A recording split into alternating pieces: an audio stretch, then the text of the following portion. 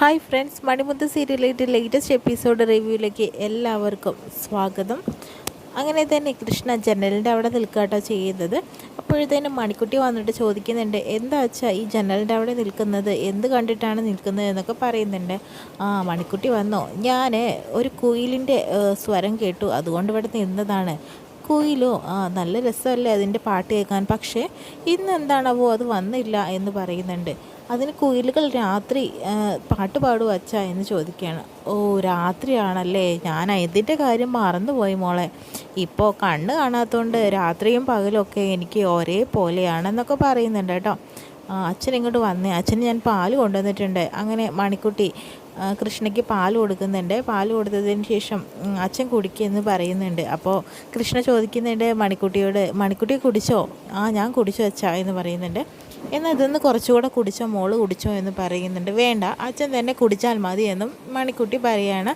അതിനുശേഷം തന്നെ അച്ഛൻ കിടക്കാൻ വരട്ടെ, ഞാൻ ഈ ബെഡ്ഷീറ്റൊക്കെ ഒന്ന് മാറ്റി വിരിക്കാം എന്ന് പറയുന്നുണ്ട്. അങ്ങനെ ബെഡ്ഷീറ്റൊക്കെ മാറ്റി വിരിക്കുന്നുണ്ട്. മോൾക്ക് ഒരുപാട് പണിയായല്ലേ, ഞാൻ പറഞ്ഞതല്ലേ ഒരു ജോലിക്കാരിയെ നിർത്താമെന്ന്. അപ്പോൾ മണിക്കുട്ടി തന്നെ സമ്മതിച്ചില്ല, അതുകൊണ്ടല്ലേ നമുക്കൊരു ജോലിക്കാരിയെ വെച്ചാലോ എന്ന് ചോദിക്കുമ്പോൾ മണിക്കുട്ടി പറയുന്നുണ്ട്, ആ കാര്യത്തിൽ നമ്മൾ ആദ്യം തന്നെ ഒരു തീർപ്പുണ്ടാക്കിയതാണ്. ഒരു ജോലിക്കാരിയൊന്നും വേണ്ട, ഞാൻ തന്നെയാണ് അച്ഛന് ചെയ്തു തരാമെന്ന് പറഞ്ഞത്, അങ്ങനെ തന്നെ ചെയ്താൽ മതി കേട്ടോ. എന്നാൽ കുഴപ്പമില്ല, അച്ഛൻ അവിടെ ഇരിക്കും, ഞാൻ പിന്നെ അച്ഛനൊരു കാര്യം പറഞ്ഞു തരാം.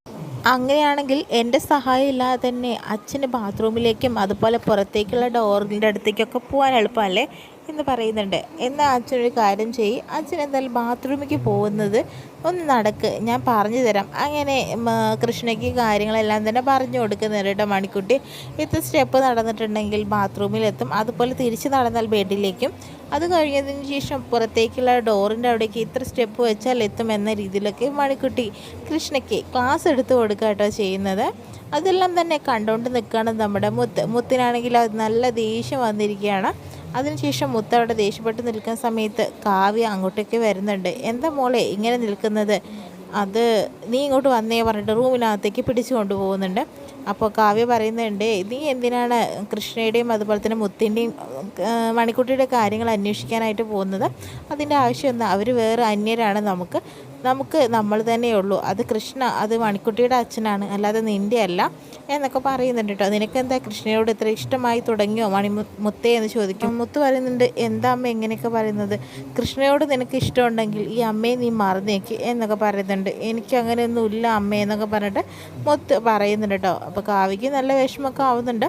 അതിനുശേഷം തന്നെ കൃഷ്ണയും അതുപോലെ തന്നെ മണിക്കുട്ടിയാണ് കേട്ടോ കാണിക്കുന്നത്. മോൾ എനിക്ക് ഒരു മോള് മാത്രം എൻ്റെ ഇപ്പോൾ ഒരു വഴികാട്ടി കൂടിയാണ് കേട്ടോ. കാരണം എൻ്റെ എല്ലാ കാര്യങ്ങളും മോളല്ലേ ശ്രദ്ധിക്കുന്നത് എന്നൊക്കെ പറയുന്നുണ്ട്. അപ്പോൾ അച്ഛൻ ഉറങ്ങിക്കോളൂ എന്നൊക്കെ മണിക്കുട്ടി പറയുന്നുണ്ട്. അങ്ങനെ കൃഷ്ണ മണിക്കുട്ടിക്ക് ഉമ്മയൊക്കെ കൊടുക്കുന്നുണ്ട്. എന്നിട്ട് കൃഷ്ണ വന്ന് കിടക്കുന്നുണ്ട് കേട്ടോ. അതിനുശേഷം പിറ്റേ ദിവസം രാവിലെയാണ് കാണിക്കുന്നത്.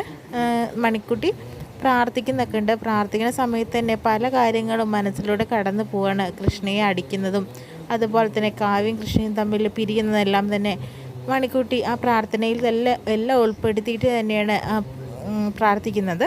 അതിനുശേഷം വീണ്ടും കിച്ചണിലേക്ക് മണിക്കുട്ടി ചെല്ലുന്നുണ്ട്. കിച്ചണിലേക്ക് ചെല്ലുന്ന സമയത്ത് തന്നെ രാവിലെ തന്നെ ചായ ഉണ്ടാക്കുകയാണ്. ചായ ഉണ്ടാക്കിയതിന് ശേഷം കൃഷ്ണയ്ക്ക് കൊടുക്കാൻ വേണ്ടിയിട്ട് എടുത്തുകൊണ്ട് വരികയാണ് ചെയ്യുന്നത്. അപ്പോൾ മുത്ത് അവിടെ സ്കൂളിൽ പോകാൻ വേണ്ടി റെഡി ആയിക്കൊണ്ടിരിക്കുന്ന സമയത്ത് തന്നെ മണിക്കുട്ടിയെ വെയിറ്റ് ചെയ്തുകൊണ്ടിരിക്കുകയാണ് മുത്ത്. അപ്പോൾ എന്നിട്ട് പറയുന്നത്, മണിക്കുട്ടി ഇങ്ങോട്ട് വന്നേ, ആ ചായ അവിടെ വെക്കുക എന്ന് പറയുമ്പോൾ, അത് നിനക്ക് മുത്തേ, നിനക്ക് ഇഷ്ടമല്ലല്ലോ ചായ, നീ കുടിക്കാറില്ലല്ലോ, പിന്നെന്താ അതവിടെ വെക്കി, ഇതാർക്കും കൊണ്ടുപോവാണ്, അത് അച്ഛന് കൊണ്ടുപോവാണ്, എന്നാ അവിടെ വെക്കുക എന്ന് പറയുന്നുണ്ട്. നീ ഒരു കാര്യം ചെയ്യും, എൻ്റെ സ്കൂൾ യൂണിഫോമിൻ്റെ ഷൂ എടുത്തുകൊണ്ട് വരുമോ എന്ന് പറയുന്നുണ്ട് കേട്ടോ. അങ്ങനെ മണിക്കുട്ടി ഷൂ എടുത്തുകൊണ്ട് വരുന്നു. ഇനി പ്രത്യേകം പറയണോ, ഷൂ പോളിഷ് ചെയ്യണം, അതും എടുത്തുകൊണ്ട് വായോ എന്ന് പറയുന്നുണ്ട് കേട്ടോ. അങ്ങനെ അതും എടുത്തുകൊണ്ട് വരുന്നുണ്ട്. എന്നിട്ട് കാലിട്ട് ചെരുപ്പ്, അങ്ങനെ ഷൂ ഇട്ട് കൊടുക്കുന്നുണ്ട്. ഇനി പോളിഷ് ചെയ്തത് എങ്ങനെ പോളിഷ് ചെയ്തും കൊടുക്കുന്നുണ്ട് കേട്ടോ. ആജ്ഞാപിക്കുകയാണ് മുത്ത് മണിക്കുട്ടിയോട്. അതിനുശേഷം നീ എൻ്റെ ഈ ഒരു ബാഗ് എടുത്തുകൊണ്ട് നടക്കുക,